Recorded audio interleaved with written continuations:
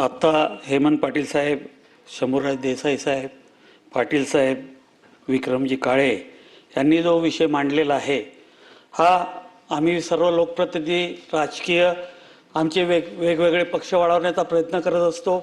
आम्ही जे करतो ते करणं अपेक्षित आहे. परंतु शासकीय अधिकाऱ्यांनी किंवा जो तिथं याला बंदोबस्ताची जबाबदारी आहे, ज्याला घटनेनं दिलेले अधिकार ते व्यवस्थित पाळायचे आहे, तो जर स्वतःहून एखाद्या सरकारच्या कोणाच्या सांगण्यानुसार जर तिथं पार्टी होत असेल तर याच्या एवढी दुर्दैवी गोष्ट या महाराष्ट्रात कधीच घडू शकत नाही.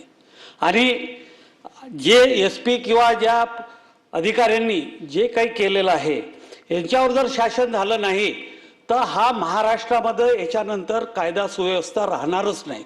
कारण की त्यांना असं वाटतील की बा आम्हाला आमच्या पाठीमागं कोणीतरी आहे, त्याच्यामुळं पूर्ण राज्यामध्ये अस्थिरता निर्माण होईल आणि याचे पडसाद पूर्ण राज्यामध्ये प्रत्येक वेळेस घडत जातील.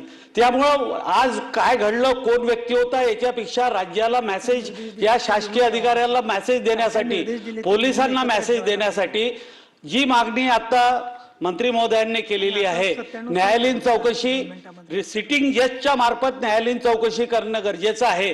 कारण की हा तुम्हाला पूर्ण प्रशासनाला, राज्यातल्या प्रशासनाला मेसेज देणं गरजेचं आहे. कारण की याच्यातून काय होईल, उद्या राजकारणात काय होईल तो भाग वेगळा, परंतु जे राज्य आपलं प्रशासकीय राज्य म्हणून पुऱ्या देशामध्ये ज्याचा नावलौकिक आहे त्या राज्याचा नावलौकिकपणा कमी होईल आणि जी आज सिस्टीम डेव्हलप झालेली आहे ती सिस्टीम राजकीय प्रशासकीय सिस्टीम कुठं ना कुठं कोलॅप्स व्हायला यामुळं हातभार लागणार आहे. म्हणून आपण जे आदेश दिलेले आहे ते तंतोतंत पाळल्या गेले पाहिजे. याचं सुद्धा आपण न्यायालयीन चौकशीचं आपण बोलले नाही, परंतु सस्पेन्शनचं बोललेलं आहे. परंतु सिटिंग जजच्या मार्फत न्यायालयीन चौकशी झाल्याशिवाय ह्या राज्यात पूर्ण अधिकाऱ्याला, मग तो पोलीस अधिकारी असू द्या, तो प्रशासकीय अधिकारी असू द्या, IAS ऑफिसर असू द्या किंवा सेक्रेटरी असू द्या, त्यांना एवढं पार्टी होणं गरजेचं नाही. त्यांना समजलं पाहिजे की आपण पार्टी झालं नाही पाहिजे. कारण की आम्ही आमचे भेदभाव, आमची लढाई लढू, परंतु प्रशासकीय अधिकाऱ्यांनी त्यांच्या मर्यादेमध्ये काम करणं अपेक्षित आहे, हे माझं सांगणं. मनीषा काय आता शेवटी